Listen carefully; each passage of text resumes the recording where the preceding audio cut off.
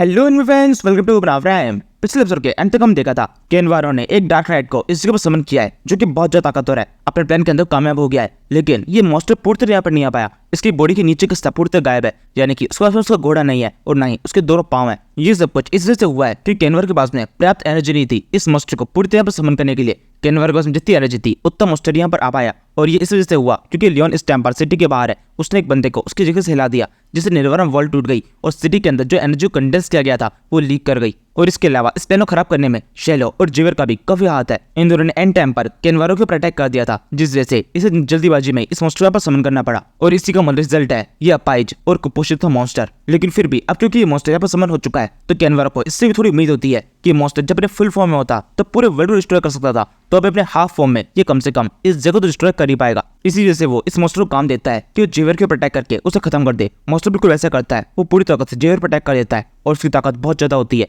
जैसे कि तलवार जिवर की टकराती है और जिवर अपनी स्वॉर्ड से इसे ब्लॉक करता है। जिवर की बॉडी की पूरी हड्डियां उसकी जगह हिल जाती है। उसके लिए इस तरह को ब्लॉक कर पाना कुछ तो मुश्किल है। और इसके अलावा ये पता चलता है इस मॉन्स्टर में टांगे नहीं है, लेकिन इसके बावजूद भी इसकी रफ्तार बहुत तेज है। कि पलक चमकते ही जिवर की पीछे की साइड पहुंच जाता है। जिवर को इस मॉन्स्टर के इतने फास्ट होने की बिल्कुल उम्मीद नहीं होती है। वो पीछे की साइड से उस पर अटैक कर देगा, नहीं वो इस बारे में कुछ सोच पाता है इससे पहले कि वो किसी भी तरह से कुछ रिएक्ट कर पाए। उसे एहसास हो पाए कि वो मॉन्स्टर उसके सामने से एक ही झटके में उसके पीछे पहुंच चुका है और दोबारा से उस पर अटैक करने वाला है। वो मॉन्स्टर उस पर अटैक कर देता है, लेकिन जिवर यहाँ पर अकेले नहीं है। उसके साथ में शेलो भी है जो कि अपनी पावर को यूज करती है। वो जोर चलाती है विंडोजर, जिसके साथ में उसके हाथों के अंदर से एक हवा की पावर बाहर निकलती है जो कि सीधे जाकर जिवर के टकराती है और जिवर तेजी से साइड में हो जाता है। इसी के साथ में इस डार्क नाइट का एक और अटैक यहाँ पर बेकार हो चुका है, तो जिवर ने अटैक को डॉज कर लिया है। डार्क नाइट और ये अटैक जैसे जिवर पर टकराता है, जिबिन के ऊपर जैसे हलचल से मच जाती है। डार्क नाइट के अटैक के अंदर बहुत ज्यादा पावर थी जो कि उसकी तलवार जिवर पे गिरने के साथ पता चल जाती है। और इस तरीके से जिवर ने डार्क नाइट के दो अटैक को ब्लॉक कर लिया। ये देखो डार्क नाइट खुद काफी चौंका हुआ होता है और साथ में काफी तो गुस्सा भी हो जाता है। वो सीधे शेलो को दिखता है और उसे कहने लगता है ये सब कुछ तुम्हारी वजह से हो रहा है, तुम्हारी हिम्मत कैसे हुई फैट के बीच में कूदने की। ये कहने के बाद में अब वो पूरी तरह जिवर को बोलकर सीधे शेलो के ऊपर अटैक करने लगता है। शेलो काफी घबरा जाती है, वो धीरे धीरे पीछे तो हटने लगती है और इतनी बड़ी चीज तेजी से भागते हुए उसकी तरफ आ रही है, इसलिए समझ में नहीं आता कि उसे क्या करना चाहिए। तभी जिवर अपनी स्वॉर्ड के अंदर काफी सारे पावर इकट्ठा करके उसे जोर से इस डार्क नाइट की तरफ मारता है। उसकी एनर्जी सीधे जाकर डार्क नाइट के मुंह पर टकराती है और इसी के साथ में डार्क नाइट का मुंह जिवर के अटैक के कारण पूरी तरह छिप जाता है। एनर्जी इस डार्क नाइट की बॉडी के आर पार हो चुकी है और इसी के साथ में शेलो की भी जान कुछ सेकंड के लिए बच जाती है। अपनी बॉडी के ऊपर से अपने सर को खोदने के बाद में डार्क नाइट जैसे पागल हो जाता है। वो इधर उधर कूदना शुरू कर देता है और 3-4 बार ऐसे कूदने के बाद में वो एक जगह पर आके रुकता है और उसके बाद उसकी बॉडी एक राख के अंदर बदलकर पूरे जमीन पे बिखर जाती है। और ये देखकर कैनवारो काफी चौंक जाता है। उसे बिल्कुल उम्मीद नहीं थी कि फाइट इस तरह खत्म होगी। डार्क नाइट जिसे बुलाने के लिए इतनी मेहनत कर रहे थे वो इतनी आसानी से मारा जाएगा। वैसे ये आसानी से तो नहीं था, उसने जिवर की अच्छी बैंड बजा दी थी, लेकिन जिवर और शेलो दोनों ने मिलकर ही उसे खत्म कर दिया। ये देखकर कैनवारो काफी चौंका होता है, वो जोर चिल्लाना शुरू कर देता है। तभी जिवर की तलवार उसके मुंह के एकदम पास आ जाती है और इसी के साथ में बाकी लोगों को भी होश आने लगता है, क्योंकि लियोन ने बाहर की साइड से सब कुछ सही कर दिया है। क्योंकि मानव वर्ल्ड टूट चुकी है, इस वजह से इन सारे लोगों के अंदर दोबारा से एनर्जी आने लगती है। ये दोबारा से खड़े होने लगते हैं। जिवर अभी भी अपनी स्वॉर्ड को कैनवारो के पास में रखा हुआ होता है। वो उससे कहने लगता है कैनवारो तुम्हारा प्लान पूरी तरह खराब हो चुका है, देख रहे हो उन लोगों को, ये दोबारा से होश में आ रहे हैं और ये सब के सब पूरी तरह सेफ है।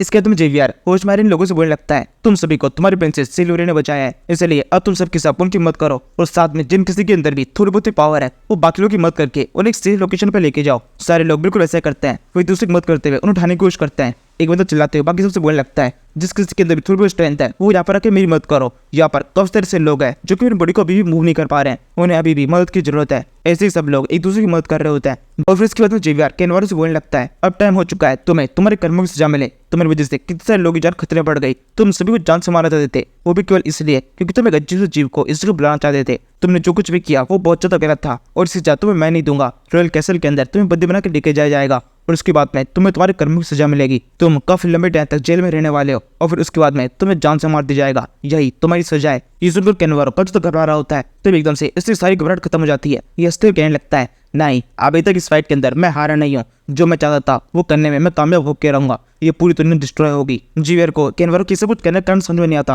वो बहुत अजीब ढंग से उसको देखने लगता है। कैनवारो के बोलता है तुम्हें ऐसा लग रहा है इस फाइट के अंदर तुम जीत चुके हो, लेकिन असल में ऐसा नहीं है। मैंने जिस चीज को यहाँ बुलाया था वो यहाँ पर हेल से आई है और तुम जानते हो हेल का कानून क्या होता है। जो भी चीज एक बार हेल में चली जाती है वो कभी भी मरती नहीं है। तुम चाहे उस डार्क नाइट के ऊपर कितने भी तरीके से अटैक कर लो वो कभी खत्म नहीं होगा। ये सुनकर जेवियर अब पीछे से दिखता है उस जगह पर जब उस डार्क नाइट की राख पड़ी हुई थी। उसे दिखाई देता है डार्क नाइट धीरे धीरे करके अपने बॉडी को रिकवर कर रहा है और ये देखकर जेवियर कवर चुक जाता है। उसे देखते ही देखते डार्क नाइट पूरी तरह से रिकवर हो जाता है और वैसे ये उतना ही रिकवर हो पाया है जितनी एनर्जी को लेकर यहाँ पर आया था। अभी भी इसके पास में दोनों पाँव नहीं है। ये देखकर कैनवारो उससे बोलने लगता है तुम चाहो दोबारा से उस पर अटैक करके उसे मार सकते हो हो सकता है तुम दोबारा से उसे हरा पाओ, लेकिन तुम जितनी बार भी चाहे उसको हरा सकते हो, लेकिन उसे मार नहीं सकते। किसी भी इंसान के अंदर इतनी पावर नहीं है कि वो डार्क नाइट को खत्म कर सके, क्योंकि वो मौत के परे है। इसी समय अब डार्क नाइट बोलना शुरू करता है। वो कहता है तुम भी एक नाइट हो और मैं भी, तुम्हारी पावर काफी ज्यादा है, मैंने तुम्हारी पावर को अच्छी तरह फेस कर लिया है। तुमने जो आखिरी में मेरे ऊपर अटैक किया था वो काफी कमाल का था। तुमने काफी अच्छे तरीके से मुझसे फाइट की और मुझे एंड में डिफीट किया, जिसे देखकर मैं तुम्हारी बहुत ज्यादा रिस्पेक्ट करता हूँ,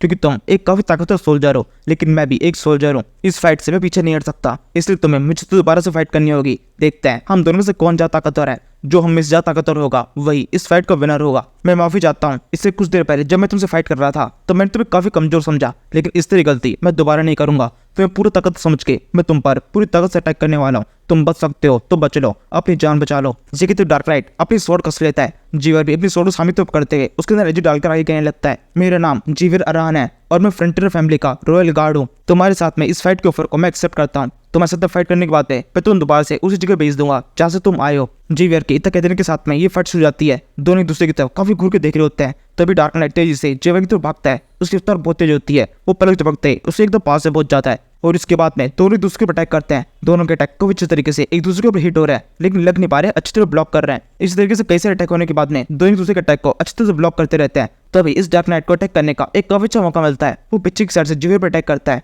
लेकिन इस बार सही टाइम पर जीवियर को अटैक का पता चल जाता है। वो नीचे दबकर अटैक को डॉच करता है और साथ में अपने स्वॉर्ड से अटैक को ब्लॉक भी कर लेता है। ये देखकर डार्क नाइट बोलने लगता है, तुम्हारे अंदर तो पिछली बार से भी काफी ज्यादा इंप्रूवमेंट आया है। पिछली बार तुम मेरे पिछले अटैक को देख नहीं पाए थे, लेकिन इस बार तुम मेरे चारों को समझ चुके हो। तुम्हें समझ में आ रहा है मैं किस टाइम पर तुम पर पीछे से अटैक करने वाला हूँ, और तुम्हारी इस हादसे को देखकर ही मैं तुम्हारा काफी ज्यादा दीवाना हो चुका हूँ। मुझे लगता है ये फाइट काफी कमाल की होने वाली है, जिसके अंदर बहुत मजा आएगा। जीवियर ने इस अटैक को अपने खंजर से ब्लॉक किया होता है। तभी वो मॉन्स्टर अपने स्वॉर्ड को काफी तेज से घुमा देता है, जिसके साथ में जीवियर की बॉडी के ऊपर एक काफी खतरनाक प्रेशर पड़ता है। वो तेज जमीन पर गिर जाता है। उसके बाद पता चलता है कि लोग इस टाइम पर एक बिल्डिंग के फर्स्ट फ्लोर पर है, और अब जैसे जीवियर जमीन के ऊपर गिरता है, नीचे का फ्लोर टूट जाता है और उसको तोड़ते हुए वो सीधे नीचे वाले फ्लोर पर गिरने लगता है। इससे पहले कि जीवियर नीचे की जमीन के ऊपर टकरा पाता, उधर से ये मॉन्स्टर पीछे उससे अंदर घुस जाता है और दोबारा जीवियर पर अटैक करने की कोशिश करता है। जीवियर हवा में खुद की बॉडी को मूव करके इस तरह को किसी तरह डॉच करता है, और फिर इसके बाद में इधर उधर भागने का खेल शुरू हो जाता है। मॉन्स्टर लगातार जीवियर के ऊपर अटैक करता जा रहा है और जीवियर उछल जल के हरकत लॉन्च कर रहा है। उसकी रफ्तार भी काफी तेज है, लेकिन मॉन्स्टर से कहा ज्यादा नहीं। ऐसे ही इस मॉन्स्टर की कैसे अटैक डॉच करने के बाद में जीवियर सोचने लगता है, इस मॉन्स्टर की रफ्तार बहुत तेज है, मैं जिस लंबे टाइम तक इसके अटैक को डॉच नहीं कर पाऊंगा।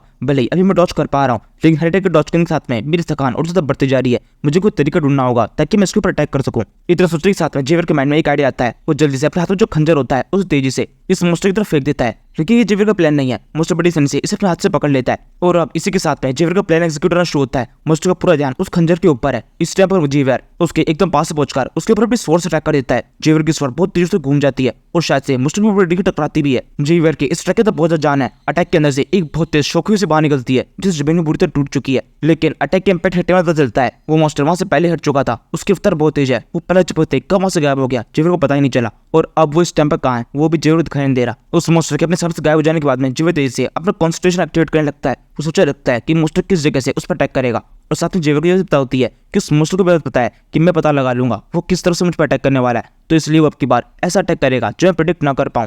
और फिर इसके बाद में जीवियर जैसे सोच रहा होता है बिल्कुल ऐसा होता भी है। वो तो सही प्रेडिक्ट किया है। अब तक ये डार्क नाइट लगातार जीवियर के पीछे की साइड से अटैक करने की कोशिश कर रहा था, लेकिन अब की बार उसके साइड से अटैक करता है। जमीन के अंदर से एक स्वॉर्ड बाहर निकलती है, जिसे पता चलता है इस मॉन्स्टर के पास में एक स्पेशल पावर है। ये जमीन के अंदर खुद के लिए स्टोरेज बना सकता है, मतलब इस जमीन को तोड़ने की जरूरत नहीं है, ये डायरेक्टली उस जमीन में समा जाता है। और जैसे ही स्वॉर्ड अब जमीन से बाहर निकलती है, जीवियर की तुरंत ही नजर इसके ऊपर पड़ जाती है। वो पहले तो इस स्वॉर्ड के ऊपर अटैक करके इसे दूर करता है। मॉन्स्टर के कुछ भी करने से पहले उसके ऊपर ही अटैक हो जाता है, और उसको बिल्कुल भी इस अटैक की उम्मीद नहीं होती है। इस वजह से उसके हाथ में से उसकी स्वॉर्ड टूट जाती है, और इस टाइम पर जीवियर को मौका मिलता है इस मॉन्स्टर के ऊपर दोबारा अटैक करने का। वो दोबारा अपनी स्वॉर्ड घुमाता है और मॉन्स्टर के सर पर डायरेक्टली अटैक करता है। जीवियर की ये स्वॉर्ड पूरी ताकत से इस मॉन्स्टर के सिर के ऊपर टकराती है, लेकिन कुछ होता नहीं है। एक धमाका भी उसके ऊपर दिखाई नहीं देता, बल्कि अब ये चाल जीवियर की उल्टी पड़ जाती है। मॉन्स्टर एकदम से मौका पाकर जीवियर के एक पांव को पकड़ लेता है। जीवियर समझ जाता है उसकी क्षमता आने वाली है, ये मॉन्स्टर उठाकर उस जीवियर पर पटकने वाला है। ये समझ में आने के साथ ही वो तुरंत ही अपने बॉडी के अंदर जितनी भी कल्टिशन एनर्जी होती है उस पर डिफेंस को लगा देता है, और इसी के साथ में जीवियर की बॉडी में जितनी भी कल्टिशन एनर्जी होती है उसकी तेजी से हलचल मच जाती है। वो तेजी से पूरी बॉडी को कवर करने की कोशिश करती है, और इसी टाइम मॉन्स्टर से जोर से जीवियर के ऊपर पटक देता है।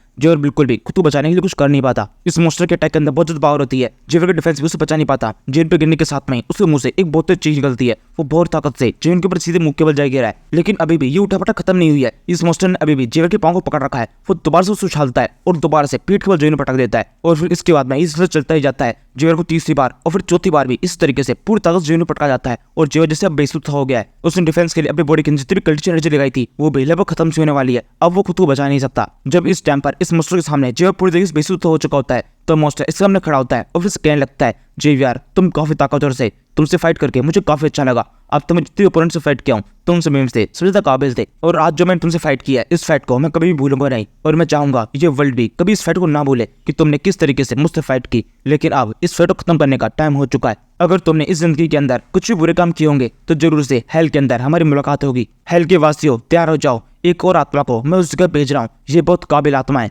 हेल के अंदर इसे अच्छी तरह जगह देना। इसे कहते हुए डार्क नाइट अपनी स्वॉर्ड को उठाकर उसे जोर से जेवर के ऊपर अटैक कर देता है और किस्मत से ठीक इस टाइम पर जेवर को हो जाता है। वो तुरंत ही अपनी गर्दन को जरा साइड में कर अटैक को डॉच कर लेता है। डार्क नाइट की स्वॉर्ड जेवर की गर्दन के एकदम पास में जेवर तक घुस के रह जाती है। एकदम कुछ इंचों से जेवर की गर्दन बच गई है और इसके अगले सेकंड पता चलता है इस मॉन्स्टर ने इस को डॉच होने दिया नहीं है। मतलब ये कैसे पॉसिबल है कि कोई बंदा जिनफुल लेटा हुआ है और पूरी तरह बेसुध है वो अपनी गर्दन को घुमाकर इतने ताकत से अटैक को डॉच कर पाए। असल में डार्क नाइट ने जानबूझ के इस को मिस किया है क्योंकि उसे इस जगह पर कुछ अलग से एनर्जी फील होती है। वो जल्दी से पीछे से दिखता है, उसे दिखाई देता है उसे जिसने यहाँ पर समन किया है उसके ऊपर किसी अपने शवल को रखा हुआ है। ये असल में लियोन है जो कि यहाँ पहुंच चुका है। वो यहाँ पर आने के साथ में कहने लगता है उससे दूर हट जाओ, मेरा आने का एहसास तुम्हें हो चुका होगा और मैंने इसके ऊपर अपने वेपन को रख रखा है। इसका एहसास भी तुम्हें हो गया होगा। तुम्हारे डर को देख के पता चल रहा है कि ये तुम्हारे लिए कितना इंपॉर्टेंट है, इसलिए तुम यहाँ पर समन किया है। लेकिन इसका मतलब यही वो है जो कि तुम्हें यहाँ से वापस भेज सकता है। मॉन्स्टर इस बात को अच्छी तरह जानता हूँ कि जो कोई भी तुम्हें यहाँ पर समन करता है अगर उसकी मौत हो जाती है तो तुम भी यहाँ से चले जाओगे। वैसे जिसको ये इन्फॉर्मेशन ठीक नहीं हुई है उन्हें बता देता हूँ। लियोन को ये इन्फॉर्मेशन अपने उस फ्लैशबैक से मिली थी, मतलब उस फ्यूचर फ्लैशबैक से जिसमें उसने खुद को मरता हुआ देखा था और फिर उसकी बाद में उसके खुद के मरने के साथ में उसने जितने मॉन्स्टर्स के समन किए थे वो भी वहां से गायब हो गए थे। लियोन ने इसी चीज से अभी प्रेडिक्ट किया है कि अगर इस बंदे ने केनवारो ने इसे यहाँ पर समन किया है तो जरूर से केनवारो के मरने के साथ में ये डार्क नाइट यहाँ से गायब हो जाएगा। और लियोन का ये प्रेडिक्शन काफी तो एकदम सही भी होता है। इस मॉन्स्टर को कुछ कहे बिना ही ये मॉन्स्टर जिस तरह डर गया और लियोन की बातों को सुनने पर ध्यान दे रहा है, जबकि लियोन से कई ज्यादा ताकतवर है। इससे पता चल रहा है कि ये लियोन जो भी करने वाला है उससे काफी ज्यादा डरा हुआ है। जब ये मॉन्स्टर इस टाइम पर लियोन की तो देख रहा होता है तब असल में लियोन की पीड़िताओं को पहचानने की कोशिश कर रहा होता है कि सच में लियोन के अंदर इतनी पावर है कि वो किसी को इस तरीके से मार सके। और इस टाइम पर लियोन के चेहरे के ऊपर काफी ज्यादा इविल एक्सप्रेशन होता है। इस देखने के साथ में मॉन्स्टर समझ जाता है कि ये बंदा किसी डेविल से कम नहीं है। अगर ये चाहेगा तो अपने फायदे के लिए तुरंत ही एक बंदे को जान से मार सकता है और इसे जरा सा भी अफसोस नहीं होगा। इसलिए अब वो लियोन से नेगोशिएट करने की कोशिश करता है। वो उसे कहता है तुम हो कौन, मैं तुमसे बात करना चाहता हूँ। तुम जिस तरीके से मुझसे बात कर रहे हो और इसके अलावा जिस तुम्हारी शक्ल है वैसे लगता है कि तुम्हें भी हेल्थ से यहाँ पर बुलाया गया है, तुम नर्क के वासी हो। और अब ये कहकर एक डेविल ने भी लियोन की तरह से इंसल्ट कर दी, उसकी शक्ल को नर्क की शक्ल बता दी। मतलब क्लियरली लियोन की शक्ल को एक मॉन्स्टर की शक्ल से कंपेयर किया जा रहा है। लियोन की चीज अपनी इंसल्ट की तरह लगती है। वो बिना कुछ सोचे अब इस कैनवारो के ऊपर अटैक कर देता है और कहने लगता है अब तो तुम हेल जाने के लिए तैयार हो जाओ। यही कहते हुए लियोन की शवाल इस कैनवारो की गर्दन को एकदम तोड़ने वाली होती है। तभी डार्क नाइट अपनी स्किल का यूज करता है। वो जोर से अपने वेपन को सामने तरफ करके अपने वेपन के अंदर से एक बहुत ही रेस को बाहर निकालता है जो कि तेजी से लियोन की तरफ बढ़ रही होती है और सिर्फ तत्व दिखने के साथ में लियोन के सारी हीरोगिरी गायब हो जाती है। वो तुरंत समझ जाता है अगर ये वेव उसके चक्कर आ गई तो तुरंत ही खत्म हो जाएगा। इसलिए सबको छोड़ छाड़ कर तुरंत ही उस जगह से थोड़ा दूर हट जाता है और फिर साइड में आकर उकड़ो के बैठ जाता है और फिर उम्मीद करने लगता है कि इस अटैक की बात में जिंदा बच जाए। फिर वो पीछे तो दिखता है, पीछे की साइड में कैनवारो अभी भी जो पड़ा हुआ है, उसकी आधी बॉडी वहां से गायब हो चुकी है। डार्क नाइट ने जो अटैक लियोन के ऊपर किया था उसका पूरा इफेक्ट केवल कैनवारो के ऊपर हुआ है, लेकिन अभी भी वो जिंदा है। और डार्क नाइट को केवल इतना ही चाहिए, वो चाहता है कि जिस किसी ने भी उसे यहाँ पर समन किया है वो बस जिंदा रहना चाहिए, बाकी उसकी हेल्थ कैसे भी हो उससे उसे कोई मतलब नहीं है। और इसके अलावा डार्क नाइट ये भी बताता है कि अगर ये बंदा कैनवारो मारा भी जाता है तो उसके बाद में भी डार्क नाइट को ऐसे गायब होने में 40 मिनट लगेंगे, क्योंकि उसके अंदर बहुत ज्यादा एनर्जी है। धीरे धीरे वो एनर्जी से जाएगी तो उसमें 40 मिनट तो लगने वाला है। और इसके अलावा डार्क नाइट के अंदर क्योंकि बहुत ज्यादा पावर है तो स्ट्रगल करके वो उस टाइम को और भी ज्यादा बढ़ा सकता है। और 40 मिनट डार्क नाइट के लिए काफी है इस पूरी सिटी को डिस्ट्रॉय करने के लिए। ये सुनने के साथ मिलियन घबरा जाता है। वो सोचने लगता है 40 मिनट के अंदर ये पूरी सिटी को डिस्ट्रॉय कर सकता है, यानी कि सिटी के अंदर तो हम भी है, ये हमें भी फटाक से खत्म कर देगा। शायद से बेकार में यहाँ पर आकर मैंने दिक्कत कर दी है। मेरे को बेकार में हीरो नहीं बनना चाहिए था, मैं सिटी के बाहर था, वहीं से मैं निकल जाता तो सही रहता। इसी समय जब डार्क नाइट और लियोन के बीच में सारी बातें चल रही होती है, डार्क नाइट का पूरा फोकस लियोन के ऊपर होता है। तभी जेवर को हमको मिल जाता है डार्क नाइट को अटैक करने का। वो जल्दी से उठकर अपने स्वॉर्ड से उसके पीछे की साइड से उस पर अटैक कर देता है, लेकिन डार्क नाइट बिल्कुल कमजोर नहीं है, उसकी सेंसेस बहुत ज्यादा तेज है। वो जेवर के अटैक को अपने बॉडी के ऊपर हिट होने से पहले ही अपनी स्वॉर्ड से उसके ऊपर अटैक कर देता है। उसकी स्वॉर्ड के पड़ने के साथ में जेवर तुरंत ही काफी दूर जाकर गिरता है। ये अटैक करते हुए वो जेवर से बोलता है तुमने पिछली बार पीछे से अटैक करके मुझे मार दिया था, लेकिन अब की बार ये काम नहीं करेगा। एक तरीके से तुम 12 मुझे खत्म नहीं कर सकते। इसी के साथ में जेवर काफी दूर जाकर गिरता है और लियोन का भी घबरा जाता है। वो सोचने लगता है यहाँ पर केवल जेवियर ही है जो कि उसकी लाइफ लाइन है, जो कि इस मॉन्स्टर के सामने कुछ देर टिक सकता है। इसलिए अगर लियोन को भी यहाँ पर सर्वाइव करना है तो उससे भी जेवर की मदद करनी होगी। वो चिल्लाकर इस मॉन्स्टर से बोलता है तुम वहां पर उससे फाइट क्या करते हो, यहाँ पर अपने बराबर वाले से फाइट करो, मुझसे फाइट करो, मैं तुम्हें बताता हूँ किस तरह से फाइट की जाती है। ये कहते हुए लियोन ने इस डार्क नाइट को फाइट के लिए चैलेंज कर दिया है और ये देखकर जेवियर किस तरीके से उठने की कोशिश करता है। लियोन से बोलता है उठने की जरूरत नहीं है जेवियर, यहाँ सही फाइट को मैं संभालता हूँ, तुम कुछ देर आराम करो। लेकिन जेवियर तो जेवियर है, वो फाइट से पीछे कैसे हट जाए? जब उसके अंदर खड़े होने की क्षमता है तो ऐसे पड़ा नहीं रह सकता, वो खड़ा हो जाता है। उसकी बॉडी अभी भी कांप रही होती है और उसे देख के साफ चल रहा है वो इस टाइम पर फाइट नहीं कर सकता। ये देखकर लियोन चिल्ला कहता है कि तुम पागल हो चुके हो, इस मॉन्स्टर के हाथों से तुम मरना क्यों चाहते हो? खुद भी मरोगे और मुझे ही मराओगे। ए मॉन्स्टर 32 डार्क नाइट, यहाँ पर इस तरफ देखो, मैं तुम्हारा दुश्मन हूँ, उससे फाइट की जरूरत नहीं है, उसे अकेला छोड़ दो। लियोन ने सब कुछ चिल्ला रहा होता है लेकिन डार्क नाइट का पूरा फोकस जेवियर के ऊपर है और जेवियर भी सेम ऐसे चाहता है। तो सोचे लगता है किसी तरीके से उन्हें रास्ता निकालना होगा इस मॉन्स्टर से फाइट करने का, क्योंकि हम इसे ताकत से नहीं हरा सकते और केवल वही है जो कि इस मॉन्स्टर से फाइट करने का कोई तरीका निकाल सकता है। और जेवियर के इतना सोचने के साथ में ये चीज क्लियर हो जाती है। असल में इस टाइम पर जेवियर और लियोन दोनों एक दूसरे के ऊपर डिपेंडेंट है। जेवियर उम्मीद कर रहा है कि लियोन कोई रास्ता निकालेगा और लियोन उम्मीद कर रहा है कि जेवियर के पावर है, वो पावर से किस तरीके से इस मॉन्स्टर को खत्म कर देगा। इसलिए ये दोनों ही अपने आप को बचाने के लिए दूसरों को बचाने की सोच रहे हैं, जो कि काफी तक सही भी है। लियोन इस टाइम पर इस मॉन्स्टर के ध्यान को अपनी तरफ करने के लिए उसके ऊपर जोर से अपना फायर ब्लास्ट स्ट्राइक कर देता है। उसकी शोल के अंदर से एक बहुत तेज फायर ब्लास्ट बाहर निकलती है और तेजी से इस मॉन्स्टर तो बढ़ने लगती है। लेकिन मॉन्स्टर इस ट्रक को रोकने के लिए कुछ खास करता नहीं है, वो बस सीधे अपने हाथों पीछे तरफ कर देता है और इतना ही काफी है इस ट्रक को रोकने के लिए। लियोन के अटैक के अंदर इतनी पावर नहीं है कि उसके लिए ज्यादा स्ट्रगल किया जाए। इस डार्क नाइट न केवल लियोन के अटैक को रोका है बल्कि उस अटैक को पूरी तरह रिफ्लेक्ट कर दिया है, जो कि तेजी से लियोन की तरफ बढ़ जाता है। लियोन साइड में होकर बड़ी मुश्किल से अटैक को डॉच करता है। इसी समय डार्क नाइट और जेवियर में जो फाइट शुरू हो जाती है वो तेजी से जेवियर पर अटैक करता है। जेवियर भी अपनी सोलो सामने तरफ करके अटैक को ब्लॉक करने के लिए तैयार हो जाता है। तो लियोन इस मॉन्स्टर के एकदम पास से पहुंच जाता है और इसको इसके पीछे से पकड़ कहने लगता है, नहीं मैं तुम्हें जेवियर के ऊपर किसी तरह से अटैक करने नहीं दूंगा,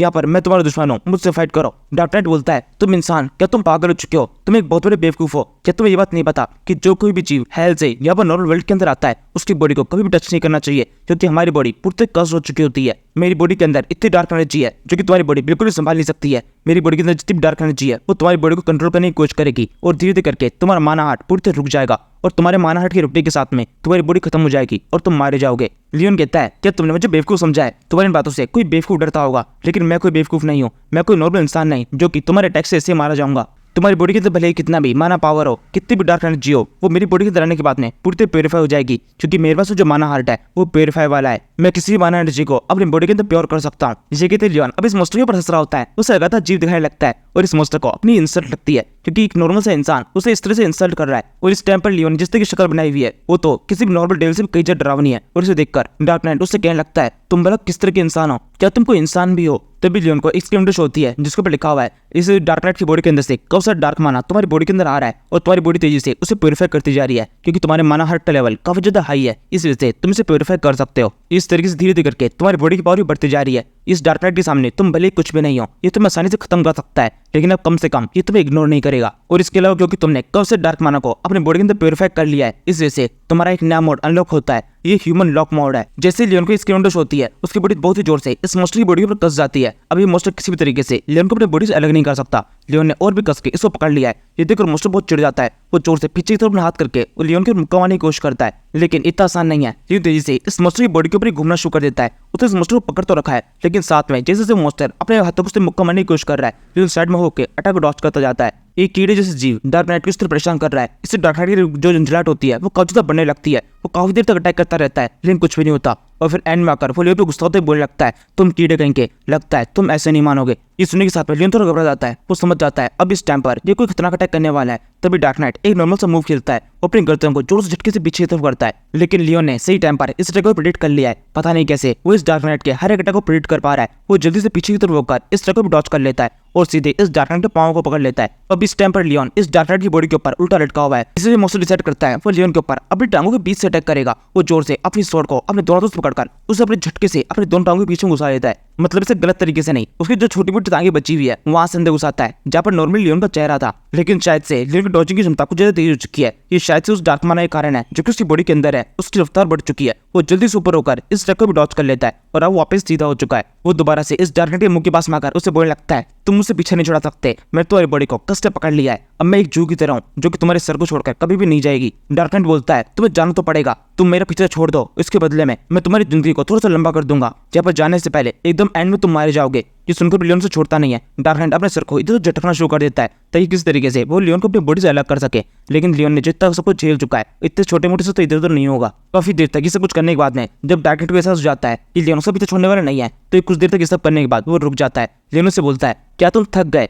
वैसे क्या तुम एक चीज भूल चुके हो तुम केवल मुझसे फाइट नहीं कर रहे थे। ये सुनने के साथ में डार्क नाइट सामने तो दिखता है, उसे दिखाई देता है जेवर उस पर अटैक करने के लिए एकदम उसके पास से पहुंच चुका है। उसकी बॉडी काफी तो रिकवर हो चुकी है। लियोन केवल जेवर को टाइम दे रहा था अपनी बॉडी को रिकवर करने का, और उसे इतना टाइम मिल चुका है। उसकी स्वॉर्ड वापस चमक रही है और वो पूरी ताकत से उस डार्क नाइट के ऊपर अटैक करने वाला है। और अब इसे देखकर डार्क नाइट समझ जाता है अगर इस तरह को डॉच नहीं किया तो उसकी बैंड बच जाएगी, दूसरी बार भी वो मारा जाएगा। इसलिए वो किसी तरीके से सही टाइम पर थोड़ा सा पीछे हो जाता है, जिस वजह से जेवर की तलवार केवल उसकी बॉडी की टच होकर रह जाती है। डार्क नाइट की बॉडी के ऊपर कट तो लगा है लेकिन बहुत ही हल्का सा, उसकी पूरी बॉडी पे कट लग चुका है। लेकिन ये कट केवल ऊपर ऊपर से है, इस वजह से डार्क नाइट मरता नहीं है। वैसे ये मर तो वैसे भी नहीं सकता, लेकिन फिर भी लियोन जितना ज्यादा था किसकी बॉडी पर चोट लगे उतनी चोट इसकी बॉडी को पहुंची नहीं है। जेवर का अटैक उतना इफेक्ट नहीं डाल पाया। इसके तुम जेवर दोबारा से डार्क नाइट पर अटैक करने की कोशिश करता है। वो अपनी फोटो पीछे तो करके डार्क नाइट की बॉडी के ऊपर दोबारा से अपनी तलवार घुमा देता है, और अब की बार डार्क नाइट पीछे होने के बजाय एकदम से वहां से गायब हो जाता है और पिछली बार की तरह ही एकदम जेवर के पीछे की साइड में पहुंच जाता है और दोबारा से जेवर पर अटैक करने वाला है। जेवर को इस बार भी इस तरह का पता होता है, वो जल्दी से उसके ऊपर अटैक कर देता है। लेकिन इस बार भी डार्क नाइट की तरफ से सेम स्किल रिपीट होती है,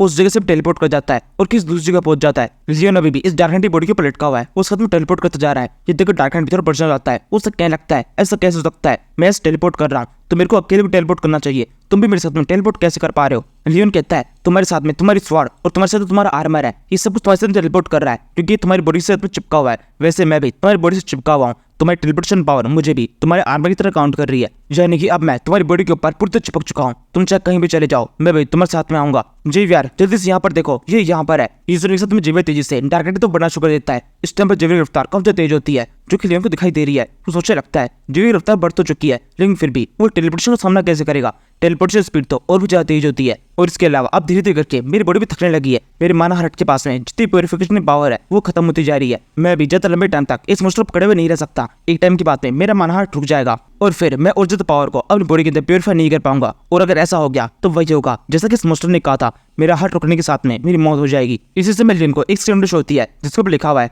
आर्टिकल 37 एक्टिवेट हो चुका है, ये कर्स के कारण है। लियोन कहता है आर्टिकल 37 ये क्या होता है। सिस्टम में दोबारा शो होती है, इसके ऊपर लिखा हुआ है तुम्हें आर्टिकल 37 के बारे में बताया जा रहा है। इस आर्टिकल के एक्टिवेट होने के बाद में तुम उस जीव से अपने बारे में एक पावर पूछ सकते हो जिसने इस वर्ल्ड के अंदर सब कुछ बनाया है, यानी कि वो जीव जो कि इस वर्ल्ड को चलाता है। वो जीव तुम्हारे बारे में सब कुछ जानता है। वो ये भी जानता है कि तुम्हें इस टाइम पर किस चीज की मदद की जरूरत है, तो वो तुम्हें अपनी तरफ से एक मदद करना चाहता है। वो तुम्हें एक टिप देगा जिसकी मदद से तुम इस मोस्टर को हरा सकते हो। अगर तुम इस मोस्टर के सामने गाना गाते हो तो ये मोस्टर तुमसे हार सकता है। ये देखकर लियोन कहता है क्या बकवास है ये, भला कोई मोस्टर मुझसे इससे गाना गाने से कैसे हारेगा, ये मोस्टर बहुत ताकतवर है, ऐसे में इसको नहीं हरा सकता, एकदम बकवास राय है ये। कौन बेवकूफ है वो जिसने इस वर्ल्ड को बनाया है और मुझे ये बेकार की राय दे रहा है, उसको भगाओ यहाँ से। और साथ में उसे ये भी कह दो आज के बाद में मुझे किसी तरीके से राय देने की जरूरत नहीं है। अभी इस टाइम पर मैं एक फाइटिंग सिचुएशन में फंसा हुआ हूँ, मैं नहीं चाहता सिस्टम मेरे साथ में किसी तरह का मजाक करे। जब लियोन से कुछ कह रहा होता है तो वो इस टाइम पर काफी चिढ़ा हुआ है क्योंकि जो मॉन्स्टर है वो लगातार अपनी टेलीपोर्टेशन पावर को एक्टिवेट करता जा रहा है, जिससे लियोन की बॉडी के ऊपर भी इफेक्ट हो रहा है। उसकी बॉडी लगातार इधर से उधर डोलती जा रही है। जी यार एक सेकंड भी इस मोस्टर को मौका नहीं दे रहा, वो लगातार इसकी बॉडी के ऊपर अटैक करता जाता है। जब कभी मोस्टर जाता है जीव तुरंत ही उसके पास से पहुंचकर दोबारा से उस पर अटैक कर देता है, जिससे इस मोस्टर को दोबारा से कहीं और टेलीपोर्ट करना पड़ता है। इसी तरीके से सिलसिला काफी देर तक चलता जाता है। लियोन को एहसास होता है उसके पास में कोई दूसरा ऑप्शन नहीं है, इस चीज को यूज करके देखना ही पड़ेगा। इसके बाद में वो गाना गाना शुरू कर देता है और लियोन इस टाइम पर गा कम रहा है बल्कि जोर चिल्ला जा रहा है। जो कोई इंग्लिश सॉन्ग है जो कि लगातार गाता जा रहा है, इसमें कुछ एक दो ही लाइन है और इसका इफेक्ट इस मोस्टर के ऊपर दिखाई दे रहा है। लियोन के गाने के अंदर कई सारे बेसुरे वर्ड्स होते हैं और जब लियोन इस गाने को गा रहा होता है तो देख करके इस मोस्टर की बॉडी पूरी तरह लाल हो जाती है। ये जोरों चिल्लाना शुरू कर देता है। ये लियोन से कहता है ये किस तरह की पावर है, तुम किस स्पेल का मेरे ऊपर यूज कर रहे हो, इस तरीके से तुम किसी स्पेल का मेरे पर यूज नहीं कर सकते, मैं एक डार्क नाइट हूँ, मेरे ऊपर ऐसी पावर को यूज मत करो। जैसे मोस्टर ये कहता है लियोन ने गाने की रफ्तार और तेज जाती है, वो और भी चिल्ला गाने लगता है और अब तो उसने एक दूसरे से अपना गला ही फाड़ दिया है। एक फटे ढोल की तरह उसकी आवाज इस पूरी जगह पे गूंजने लगती है, जिसे सुनकर कुछ देर के अंदर ये मोस्टर अपना सर पकड़ लेता है, चिल्लाते हुए कहने लगता है ये कितना भद्दा सा गाना है, जल्दी से इसे बंद करो, मैं इस गाने को और ज्यादा बर्दाश्त नहीं कर सकता, मैं इसे और नहीं सुन सकता, इसे बंद कर दो। इसके अंदर किसी स्पेल से कई ज्यादा पावर है, इस पावर का ओह नो ये सब कुछ क्या है, इसे रोको कैसे भी। मेरे कानों के अंदर पूरा दर्द हो रहा है, ऐसा लग रहा है कुछ सेकंड्स के अंदर मेरे कानों के पर्दे फट जाएंगे और मैं पूरी तरह बहरा हो जाऊंगा। अगर मेरे कानों को फटना ही है तो वो भी फट जाए क्योंकि इस गाने को मैं और ज्यादा नहीं सुनना चाहता, इस गाने को सुनने से अच्छा है मैं बहरा ही हो जाऊं। इसी से मैं लियोन जीवर को हिंट देता है कि वो इस टाइम पर इस मोस्टर के ऊपर अटैक कर सकता है, लेकिन लियोन को 3-4 बार चिल्लाने का भी एहसास होता है कि जो इफेक्ट इस मोस्टर के ऊपर हो रहा है वैसे सेम इफेक्ट जेवर के ऊपर भी हो रहा है। वो अपने कान पकड़कर साइड में बैठा हुआ है, उससे भी आवाज बर्दाश्त नहीं हो रही है। जी देखकर लियोन सोचने लगता है जेवर तुम्हारे साथ में भी मुझे लगा था मेरे गाने का इफेक्ट तो इस मोस्टर के ऊपर हो रहा है, क्या सच में ये इतना ज्यादा भद्दा गाना है जिसे तुम भी बर्दाश्त नहीं कर पा रहे। ये कहने के बाद में लियोन को अपने पास से एक चीज याद आती है, जिस टाइम पर वो साहू था और अपने नॉर्मल वर्ल्ड के अंदर था तब उसके पेरेंट्स उससे काफी ज्यादा जिद करते थे कि उसका बेटा मतलब लियोन खुद उनके लिए काफी अच्छा गाना गाए, इसलिए उन्होंने लियोन को कई सारी सिंगिंग क्लास के अंदर लगाया। उन सिंगर्स ने कई बार लियोन को समझाने की कोशिश की कि इस तरह से गाया जाता है, लियोन को काफी अच्छी सिंगिंग क्लासेस दी, लेकिन कुछ भी लियोन को इफेक्ट नहीं किया। कुछ टाइम तक लियोन के बचने की बातें वो लियोन को वहां से भगा देते थे, क्योंकि लियोन के पास में किसी तरह का सुर नहीं था। इसी चीज का सेम फैक्ट उसे कई जगह पर दिखाई दिया। वो जब कभी भी किसी जगह पर कोई प्रेयर भी बोलने की कोशिश करता तो भी उसे वहां से भगा देते थे, क्योंकि वो जब भी कुछ भी करता था तो गाने के लिए चिल्लाना शुरू कर देता था। लेकिन अब यही चीज लियोन के यहाँ पर काम आ रही है। वो भले लियोन की उस टाइम पर कमी थी, लेकिन यहाँ पर एक खासियत दिखाई दे रही है, मॉन्स्टर के ऊपर तो इफेक्ट हो रहा है। तो लियोन इस चीज से काफी ज्यादा खुश होता है। इसके बाद में लियोन अपने गाने के अंदर कुछ जाने पहचाने वर्ड्स बोलना शुरू करता है, जिससे वो बोलता है कि मेरे को फ्रंटियर सिटी बहुत ज्यादा पसंद है और फ्रंटियर सिटी के लोग भी मैं काफी ज्यादा पसंद करता हूँ। मैं इन लोगों को हमेशा सपोर्ट करूंगा और हमेशा कोशिश करूंगा कि इनको और ज्यादा विकसित कर सकूं। जीवियर को अभी भी ये गाना उतना अजीब लग रहा होता है, लेकिन साथ में उसे वो इन वर्ड्स का मतलब समझ में आ रहा है, और जब उसको वर्ड्स का मतलब समझ में आ रहा है तो ये उतना बेसुरा भी नहीं लगता। मतलब अब जीवियर इस हालत तक पहुंच चुका है कि उस गाने को सर्वाइव कर सकता है, और इस हालत में तो आ गया है कि इस मॉन्स्टर पर अटैक कर सके। मॉन्स्टर इस टाइम पर पूरी तरह से पागल होता है। वो इधर उधर अपने बॉडी को पटकना शुरू कर देता है और जोर से गिर जाता है। जीवियर जोर से उछलकर इस मॉन्स्टर के ऊपर अटैक करने के लिए भागता है, और इस टाइम पर लियोन भी इस मॉन्स्टर से दूर हट जाता है। उसका गाना अभी तक रुका नहीं है, क्योंकि उसे पता है इस मॉन्स्टर को पकड़े रखने का कोई फायदा नहीं है। आवाज उसकी जादू में है, मतलब उसकी आवाज में जादू है, तो दूर से खड़ा होकर भी चिल्लाएगा तो काम चल जाएगा। मॉन्स्टर लगातार अपना सर पकड़कर जोर जोर पटक रहा होता है। इसी टाइम पर जीवियर उसके पास में आकर अपनी तलवार उसकी बॉडी में घुसा देता है,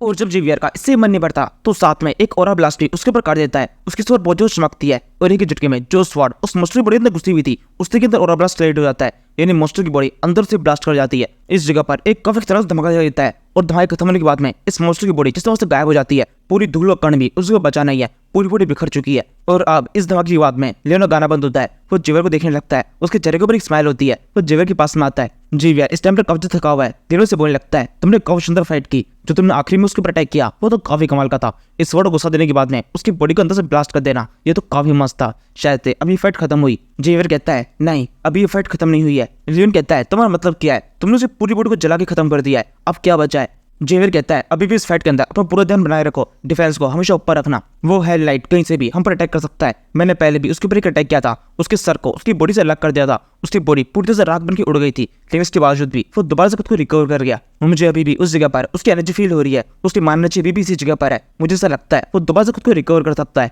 जीवियर के इतना करने के साथ में इस मॉन्स्टर की जितनी भी एनर्जी इस जगह पर होती है वो सारी धीरे धीरे करके एक जगह पर इकट्ठा होने लगती है, और अब इकट्ठा होने के साथ में ये एनर्जी दिखाई देने लगी है। इसे देखकर जीवियर लियोन को अपने पीछे करता है और उसे कहने लगता है, मुझे आगे आने दो, पूरे समय मेरे पीछे ही रहना। लियोन हंसते बोलता है, तुम्हें चिंता की जरूरत नहीं है, वैसे भी उस मॉन्स्टर को पिछली बार तो मैंने हराया था, मैं दोबारा से हरा सकता हूँ। जीवियर कहता है, तुम्हारा मतलब क्या है? तुम भला उस मॉन्स्टर को फाइट में कैसे हराओगे? तुम भले उसे बहुत परेशान कर सकते हो, लेकिन उसे मार नहीं सकते। लियोन कहता है, क्या तुम इससे शर्त लगाते हो? मैं तुम्हारे साथ अभी शर्त लगा सकता हूँ कि वो मॉन्स्टर पहले मारा जा चुका है। ये कहने के बाद जीवियर अपने शवल लेकर उसे एनर्जी की गोले की तो बनने लगता है, जो कि उस मॉन्स्टर ने अपनी जगह पर इकट्ठा की है। अभी तक यहाँ पर केवल एनर्जी दिखाई दे रही है, मॉन्स्टर दिखाई देना शुरू नहीं हुआ। लियोन आगे बढ़ते हुए बोलने लगता है, मैं तुम्हारे साथ शर्त लगा सकता हूँ, अगर वो मॉन्स्टर दोबारा से रिस्पॉन्ड कर जाता है तो उसके बाद में मैं 1 साल तक तुम्हें मास्टर कहूंगा। लेकिन वही अगर वो मॉन्स्टर दोबारा से रिस्पॉन्ड नहीं कर पाता है तो तुम जब भी हम फ्रंटियर सिटी के अंदर वापस जाएंगे तब तुम जीवियर कपड़ों के अंदर रहोगे। तो बताओ, क्या तुम इस शर्त को एक्सेप्ट करते हो? जीवियर बोलता है, हाँ बिल्कुल, मैं शर्त को एक्सेप्ट करता हूँ, लेकिन उसके पास में जाने की कोशिश करने की जरूरत नहीं है। बेकार में अपने शर्त को साबित करने के चक्कर में मारे जाओगे, पीछे हट जाओ।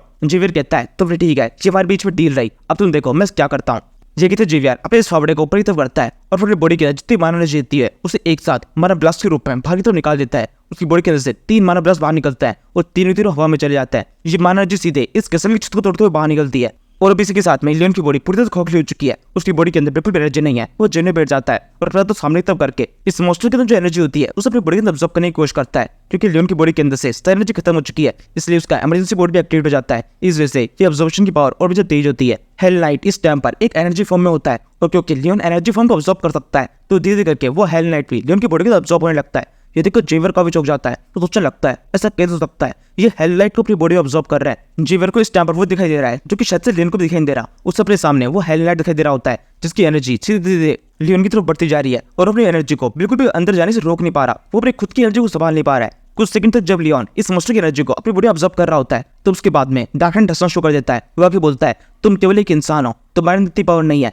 कि मेरी एनर्जी को संभाल सको। एक इंसान के हिसाब से मेरी एनर्जी बहुत ज्यादा है, तो मेरी पावर को ऑब्जर्व नहीं कर सकते। ये इस तरह का है जैसे एक चींटी एक पहाड़ को खाने की कोशिश कर रही हो। इसी समय लियोन की बॉडी के ऊपर इसके साइड इफेक्ट दिखना शुरू हो जाता है। वो खून की उल्टे शुरू कर देता है, लेकिन लियोन के साथ में तो ऐसा पहले भी हो चुका है। उसने पहले भी अपनी बॉडी के ऊपर प्रेशर देकर जबरदस्ती अपनी बॉडी के अंदर काफी ज्यादा एनर्जी को ऑब्जर्व किया था, तो वो अब भी ऐसा कर सकता है। इसी उम्मीद में वो और भी तेजी से एनर्जी को ऑब्जर्व करना शुरू कर देता है। लियोन यहाँ पर किसी भी हालत में जीवियर से हारना नहीं चाहता। और न ही सिर्फ दूसरे मॉन्स्टर से। भले ही यहाँ पर लियोन के हार्ट के ऊपर कितना प्रेशर पड़ रहा हो, वो अपने इस प्रोसेस को रोकता नहीं है, तेज से एनर्जी को ऑब्जॉर्ब करता जाता है। कुछ और सेकंड्स तक ये करने के बाद में लियोन को एहसास हो जाता है कि वो शायद से इस एनर्जी को ऑब्जॉर्ब नहीं कर पाएगा, क्योंकि उसके माना हार्ट के ऊपर भी उस डार्क एनर्जी का इफेक्ट होना शुरू हो चुका है। इस टाइम पे मॉन्स्टर और जो हंसता है और कहने लगता है, अब तो तुम्हें भी एहसास हो चुका है कि तुम मुझे ऑब्जॉर्ब नहीं कर सकते, तो तुम्हारे लिए अच्छा होगा रुक जाओ, बेकार मरने का क्या फायदा है। लियोन कहता है, नहीं बिल्कुल नहीं, मैं अंत तक हार नहीं मानूंगा, चाहे कुछ हो जाए, तुम्हारी एनर्जी को तो मैं ऑब्जॉर्ब करके रहूंगा, भले इसके बदले में मुझे खुद तो कुछ करना पड़ जाए। लियोन जब ये कह रहा होता है तो धीरे करके उसकी बॉडी के अंदर से और खून बाहर निकलने लगता है। वो अब तो कुछ शब्द बोल भी नहीं पा रहा। इस टाइम पर जेवियर का हाथ लियोन की पीठ के ऊपर आके लगता है और फिर उस हाथ के ऊपर एक और हाथ आके लगता है। ये दूसरा हाथ एक लड़की का है, ये हाथ है शेलो का, जो कि लियोन के साथ में उसकी एनर्जी को साझा कर रहे होते हैं। लियोन की बॉडी के अंदर पहले एक्स्ट्रा एनर्जी हो, अब वो एक्स्ट्रा एनर्जी जेवियर भी अपनी बॉडी के अंदर ले रहा होता है और साथ में शेलो भी। इसकी कुछ सेकंड बाद में पता चलता है शेलो के पास में ऑब्जॉर्ब करने की पावर है ही नहीं, असल में यहाँ पर केवल जेवियर ही है जो कि पावर को ऑब्जॉर्ब कर सकता है। तो अब शेलो क्या करेगी, वो पावर को ऑब्जॉर्ब करने के बजाय लियोन की बॉडी को हील करने का काम करती है। शेलो असल में एक हीलर है, वो लियोन की बॉडी के अंदर जो बैड बान एनर्जी होती है उसी को उसकी बॉडी के अंदर रिपेयर करने लगती है। इस हीलिंग का इफेक्ट एक साथ जेवियर और लियोन दोनों के ऊपर हो रहा होता है। दोनों इस एनर्जी को आपस में साझा कर रहे हैं और शेलो इस एनर्जी को हील करती जा रही है। इस तरीके से गार्डियन ऑफ गैलेक्सी की तरह ये तीनों मिलकर इस डार्क की एनर्जी को अपने साथ में साझा कर रहे होते हैं और इसी के साथ में लियोन को अपने सामने अपनी जिद दिखाई देने लगती है। उसकी हालत जो बुरी तो बिगड़ चुकी थी, धीरे धीरे करके वो अपनी हालत को ठीक करता जा रहा है। वो हंसने लगता है, फ्राकी बोलता है, देखा तुमने, अब इस फाइट के अंदर मैं जीतने वाला हूँ। और अब की बार जब लियोन इस बात को कहता है, उसके मुंह से बिल्कुल भी खून नहीं निकलता, जो कि इससे संकेत है कि उसकी बॉडी के अंदर जो एनर्जी है वो काफी हद तक प्योर हो चुकी है। और फिर इसके कुछ देर बाद में वो मॉन्स्टर पूरी तरीके से वहां से गायब हो जाता है। उसकी एनर्जी का आखिरी कतरा तक लियोन अपने बॉडी के अंदर ऑब्जॉर्ब कर लेता है। जब उस डार्क नाइट की सारी एनर्जी लियोन की बॉडी के अंदर ऑब्जॉर्ब हो चुकी होती है, तो वापस से लियोन की बॉडी से बाहर निकलने की कोशिश करती है। लियोन तुरंत ही अपनी मुट्ठी को बंद कर लेता है और फिर साथ में अपना पूरा फोकस अपनी मुट्ठी पर लगाने लगता है। वो उस एनर्जी को वापस रिलीज होने देता और चिल्ला कहता है, ये प्रोसेस कंप्लीट हो चुकी है, हमने इस ढल लाइट को अपनी बॉडी के अंदर ऑब्जॉर्ब कर लिया है। ये कहते हुए लियोन की आंखें भी चमक रही होती है, वो खुद भी एक स्कल की तरह दिखाई दे रहा है।